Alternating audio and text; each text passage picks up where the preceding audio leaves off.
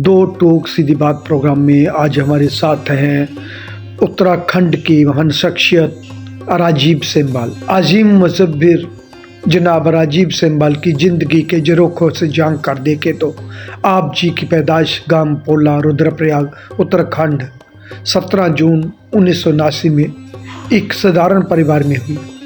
आप जी के वालिद साहब शिव प्रसाद सेमवाल डिफेंस सेना में कार्यरत थे और माता श्रीमती श्री रजनी सेमवाल एक कुशल गृहिणी। परिवार में 4 भाई हैं। कला इनको विरासत में मिली। इनके वालिद साहब सेना के उच्च अधिकारियों के पोर्ट्रेट बनाया करते थे। उन्हीं से इनको कला की प्रेरणा मिली, या यूँ कहें कला के गुरु भी इन्हीं के वही थे। कला इनको विरासत में मिली। कला के माहौल में परवरिश होने के कारण और गांव पोला रुद्रप्रयाग में जन्म होने की से प्रकृति के हर पहलुओं का ज्ञान व रुझान इनके जहन में पहले से था।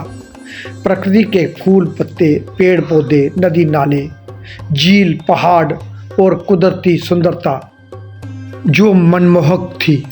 पशु पक्षी जानवर, कुदरती सोनिहाल और मौसमी बदलाव इन्हें बचपन से ही अपनी ओर बाजू करते थे।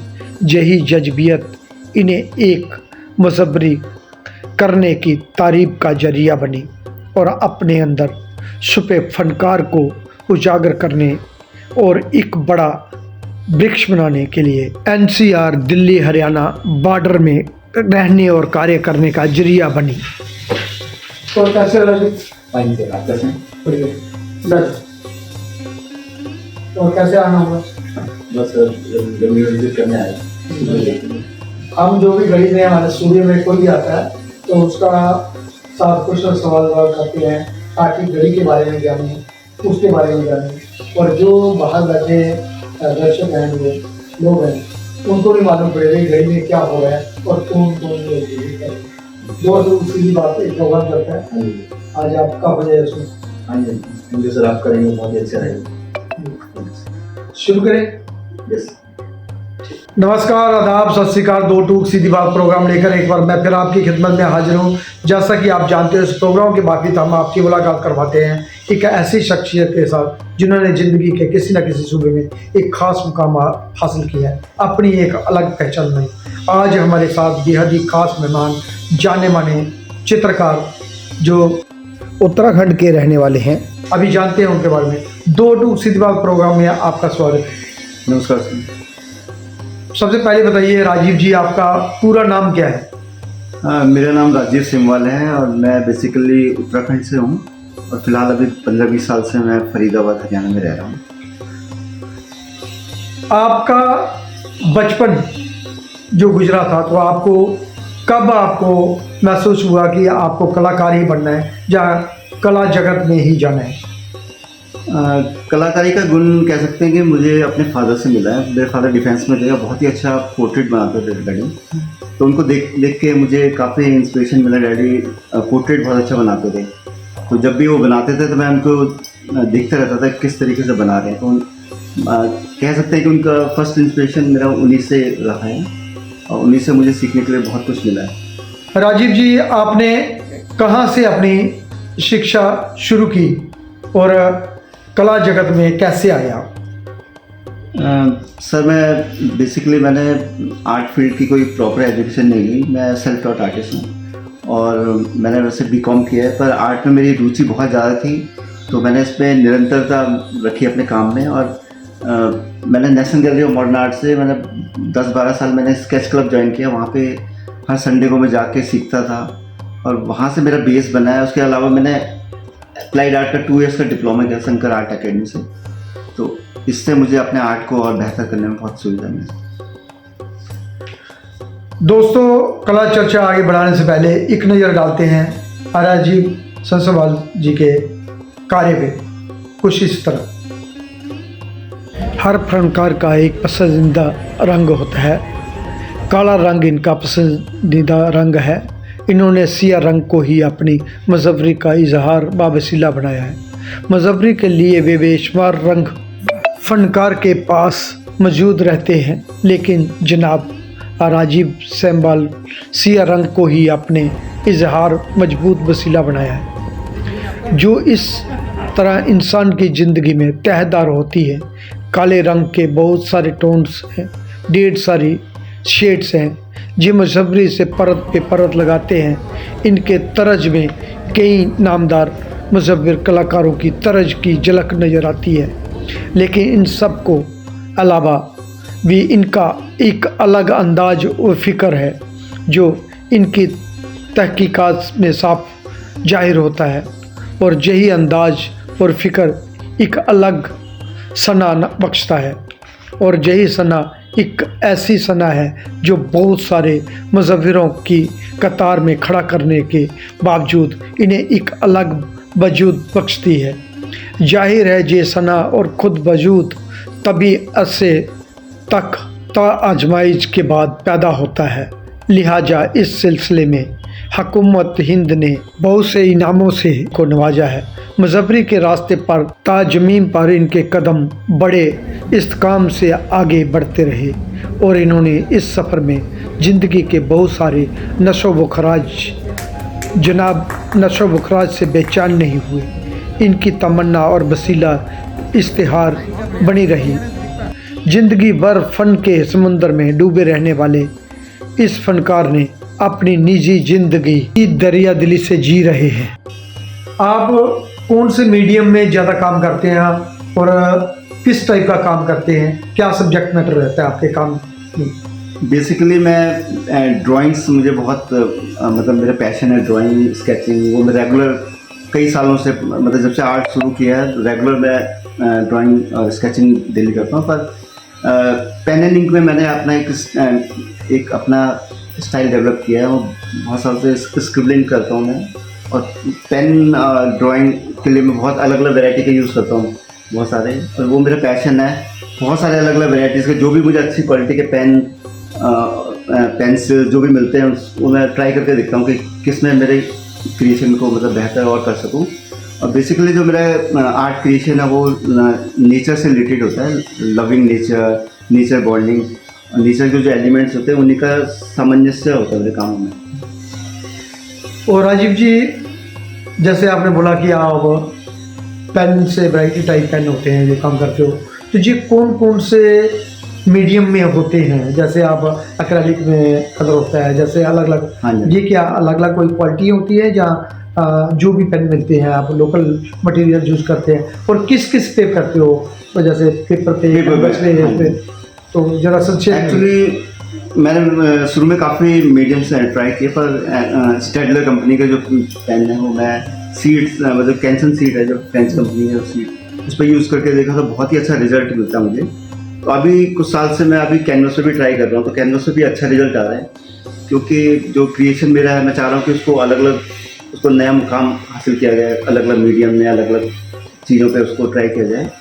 तो काफ़ी अच्छा मतलब एक स्टाइल डेवलप हो रहा है। अभी आने वाले शोज़ में मैं वो सारा एग्जिबिट करूँगा। बहुत पहले की बात मुझे मेरे जहन में आ रही है कि जब तुम आए थे छोटी छोटी ड्राइंग लेके आए थे, उसमें बहुत वैरायटी टाइप की बहुत फोर्स था उन ड्राइंग। तो आपने उसके बाद हमने बताया भी इधर एडमिशन होता है, तो आपने एडमिशन भी लिया। तो जहाँ आपने कब से कब तक काम किया था? ललित रीजनल सेंटर गढ़ी में। वैसे स्कूल टाइम में मैं यहाँ पे रेगुलर विजिट करता रहता था। तो बहुत ही मतलब एक जिज्ञासा रही है मेरे शुरू से कि आर्टिस्टों को देखना कि किस तरीके से काम कर रहे हैं आर्टिस्ट। तो स्कूल टाइम में मैं यहाँ पे रेगुलर विजिट करता था, आर्टिस्टों से मिलता था, बातें करता था, ताकि उनके नए नए स्टाइल देखने को मिले। पूछता रहता था किस तरीके से किया, तो वो खुद कहते थे कि करके देखो, ऐसे पता नहीं चलेगा, जब तक आप उसको इम्प्लीमेंट नहीं करेंगे तब तक आपको आइडियाज़ नहीं आएंगे। तो यहाँ पे मैंने 2012-13 में 1 साल किया था यहाँ पे। बहुत ही अच्छा एक्सपीरियंस रहा था यहाँ पे। आर्टिस्टों को सानिध्य मिला, अलग अलग स्टेट्स के आर्टिस्टों के साथ काम करने का मौका मिला, और वो साल मेरे लिए बहुत ही अच्छा रहा है। मतलब काफ़ी कुछ सीखने को मिला यहाँ पे। और अब ड्राइंग तो मैं रेगुलरली कर रहा हूँ, तो बहुत ही अच्छा एक्सपीरियंस है यहाँ पर। राजीव सेमवाल जी, अब तक आपने कहाँ कहाँ कैंप किए? सर मैंने अभी रिसेंटली जम्मू और मनाली में रिसेंटली कैंप किया। इसके अलावा सूरजकुंड और स्टेट लेवल के नेशनल और अलग अलग जगह मैंने बहुत सारे कैंप किए हैं। बहुत ही अच्छा एक्सपीरियंस रहा। वहाँ पे डिफरेंट आर्टिस्ट आते हैं, उनसे वार्तालाप होती है, काम के बारे में डिस्कशन होता है, तो बहुत ही अच्छा एक्सपीरियंस रहता है कैंप में। और कहाँ कहाँ अब तक आपका काम लगा हुआ है, जहाँ गैलरियों में, जहाँ आप काम करने गए उनकी कलेक्शन में, जरा संक्षेप में बताइए। मेरा काम वैसे Haryana art and culture department में बहुत सारे, मैंने अभी सूरजकुंड में रिसेंटली कैंप किया, अभी फरवरी में हुआ है, और पंचकुला, और उसके बाद पंजाब जो India academy of fine art, वहाँ पे भी मैंने पार्टिसिपेट किया। तो वहाँ पे भी कलेक्शन मेरा ऑल ओवर इंडिया और मतलब एब्रॉड में भी काफ़ी कलेक्शन है। और अब राजीव सिंबाल जी, कौन कौन से अवार्ड व स्कॉलरशिप आपको मिले जब से अब तक काम कर रहे हो आप फील्ड में? सर मैंने अभी इस फील्ड में मुझे 15-20 साल के करीब हो गए हैं। तो इसमें AIFACS academy of fine art जो अमृतसर में सालाना जो एग्जीबिशन होती है, इसका अवार्ड मिला है। और उसके अलावा प्रफुल्ला धानुकर, कैमलिन, और भी बहुत सारे कंपटीशन जिनमें पार्टिसिपेट किया, उसमें अवार्ड मिले मुझे। राजीव सेमेवाल जी, और जो नई पीढ़ी है, जो कलाकार बनने चाहते हैं कलाकार, उनको किस तरह का काम करना चाहिए जिससे फील्ड में टिके रहें? सर मेरा मानना है कि अगर आर्ट फील्ड में बने रहना तो सबसे पहले आपको बिखरना पड़ेगा। बिखरने का मतलब है कि आपको बहुत सारा काम करना पड़ेगा, उसके बाद आप संवरेंगे। मतलब पहले आपको बहुत सारा डिफरेंट मटेरियल में अपने आप को तैयार करना पड़ेगा कि आप किस मीडियम में किस चीज़ को आप आत्मसात करना पड़ेगा। उसके बाद आप समझ सकते हैं कि आपको किस मीडियम में किस तरीके से बेहतरीन काम करना है। तो मैंने अपना जो पर्सनल एक्सपीरियंस है वही किया है कि मैंने जैसे ड्राइंग्स बहुत सारी किया शुरू में, उसके बाद मुझे लगा कि इसको इस मीडियम में करना, तो मैंने पहले कलर्स सब में किया, कलर्स पेन। मुझे ज़्यादा आप छोटी छोटी ड्राइंग करते थे, अलग अलग टाइप से करते थे, और फिर उनको असेंबल करते थे, है ना। और आपने ललित कला अकेडमी रीजनल सेंटर गढ़ी में भी उसी सीरीज में काम किया था सर, और बहुत ही अच्छा एक्सपीरियंस आता। और बहुत सारे तब कलाकार थे, सीनियर जूनियर इधर मिल के रहते थे। हाँ जी। तो आपका कैसा एक्सपीरियंस रहा तब का और अब का? सर तब का भी अच्छा था, अभी भी मतलब यहाँ पे आता तो बहुत ही अच्छा लगता है, सुकून मिलता है यहाँ। क्या बिहेवियर रहता है लोगों का इधर जब आते हो? नहीं, अच्छा बिहेवियर रहता है, एक फ्रेंडली नेचर रहता है। मैं तो बीच में आता हूँ यहाँ पे, और आर्टिस्टों से डिस्कशन होता है आर्ट के बारे में, तो बहुत ही अच्छा है। आपका भी दिल मिलनसार है, आप वो आते हैं, मिल के जाते हैं, ये बहुत अच्छी बात है। दोस्तों, अगर आप दिल्ली में हैं या दिल्ली के आसपास हैं तो ललित कला अकेडमी रीजनल सेंटर गढ़ी में ज़रूर आएँ, जहाँ बहुत सारे नए लड़के सीनियर व जूनियर मिल के कार्य कर रहे हैं। और आप भी आएँ, अपने परिवार को लाएँ, यार दोस्तों को लाएँ। और राजीव सिंबाल जी हमारे साथ हैं। राजीव जी, क्या कहेंगे आप, ललित कला जैसे सेंटरों में और होने चाहिए, या इसमें बेटर करने के लिए क्या क्या और होना चाहिए? नहीं, यहाँ का माहौल तो काफ़ी पॉजिटिव रहता है। जब भी आता हूँ मैं ज़्यादा तो नहीं बता सकता, पर ये कि एक फ्रेंडली नेचर रहता है बहुत ही, और ऐसा होने चाहिए, और भी रीजनल सेंटर होने चाहिए, तो इससे आर्टिस्टों को और प्रोत्साहन मिलेगा काम करने में। हाँ, ज़्यादा से ज़्यादा आर्टिस्ट आएंगे। राजधानी दिल्ली है, तो अगर और सेंटर होंगे जहाँ इसी को और बड़ा किया जाए तो बेटर हो सकता है। हाँ जी, बहुत ही अच्छा मुहिम रहेगी अगर ये ऐसे आगे भी चलता रहे। राजीव जी, आप कला के अतिरिक्त और कौन से हॉबी है आपकी जो अच्छा लगता है? हाँ जी सर, मुझे ट्रैवलिंग का, कुकिंग का, सिंगिंग का बहुत शौक है। तो गाना गुनगुनाते हो? आप गाते भी हो? थोड़ा गा के दिखाइए हमारे दर्शकों को थोड़ा। पल पल दिल के पास तुम रहती हो, जीवन मीठी प्यास ये कहती हो, पल पल दिल के पास तुम रहती हो। और कोई? आप तो बहुत, मैं देखता हूँ कि गाते रहते हैं, और माइक में भी गाते हैं, बहुत सारे मैंने देखा। कोई और एक दो गाना जो आपको अच्छा लगता है, जो आपको भी सुकून देता हो और जनता को भी? तो सर, मैं किशोर जी का एक गाना है, नदिया से दरिया, दरिया से सागर, सागर से गहरा जाम, सागर से गहरा जाम, हो जाम में डूब रही देखो मेरे जीवन की हर शाम।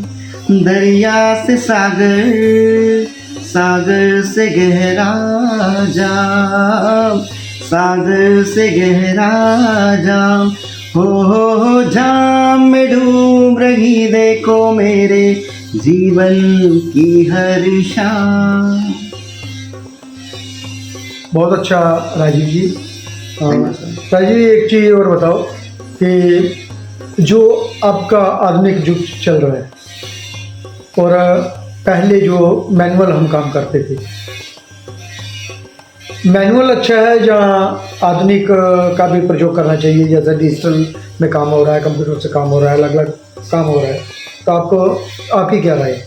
सर कहते हैं ना, परिवर्तन संसार का नियम है, तो वो परिवर्तन के साथ तो चेंज होंगी चीज़ें, पर मैनुअली तो ज़्यादा अच्छा था, उसमें ज़्यादा कनेक्ट हो पाता था लोग, उसमें ज़्यादा इमोशनल भावनाएं ज़्यादा होती थी। अभी जैसे थोड़ा कम है वैसे, पर समय के साथ ये भी ठीक है। हाँ, अभी AI लोग उसमें भी काम कर रहे हैं तो ना, नकार नहीं सकते, पर वो भी ठीक है। मैं तो चाहता हूँ कि समय के साथ परिवर्तन होना जरूरी है। राजीव सानेवाल जी, जो नई पीढ़ी के लोग, नए कलाकार जो बनना चाहते हैं, उनको किस तरह की तैयारी करके आना चाहिए? मुझे लगता है कि जो नई पीढ़ी के लोग हैं, उनको अगर आर्ट फील्ड में आना है तो पहले अपना एक इंटरेस्ट क्रिएट करना पड़ेगा। इंटरेस्ट क्रिएट करने के लिए अगर आपको जिस चीज़ में रुचि है, उसको देखना पड़ेगा कि किस तरीके से इसमें आप बेहतरीन काम कर सकें। उनके कार्यों को फॉलो करना चाहिए। जो भी जैसे कलाकार बनना चाहते हैं, तो उनको आर्टिस्टों के साथ बैठना, उनसे राय मशवरा लेना और प्रॉपर एजुकेशन लेना बहुत ज़रूरी है। मुझे लगता है अगर प्रॉपर एजुकेशन लेंगे तो आगे इन्हीं के लिए बेनिफिट रहेगा। एक आखिरी सवाल कि क्या मैसेज आप, क्या संदेश देना चाहते हैं जो अपनी कला के माध्यम से? कला के माध्यम से मैं यही संदेश देना चाहूँगा कि निरंतरता अपने काम में होनी चाहिए। लगातार, मतलब रुकना नहीं, आपको लगातार काम करते रहना चाहिए। तो उससे आपको नई नई आइडियाज़ मिलेंगे काम के प्रति आपके, और आपको लगेगा कि किस तरीके से काम को और ज़्यादा अच्छा करना है। तो मुझे लगता है कि निरंतरता अपने काम में लगातार होनी चाहिए। ये थे हमारे साथ राजीव सेमवाल जी, सीधी बात प्रोग्राम में आए, इनके बारे में जाना, इनकी कला के बारे में जाना और कला में चर्चा की। धन्यवाद Rajiv ji. Thank you so much sir. दोस्तों, अगली बार हम फिर मिलेंगे किसी नई जगह, नए कलाकार के साथ। तब तक देवीदास खत्री को दे जाए। जय हिंद, जय भारत।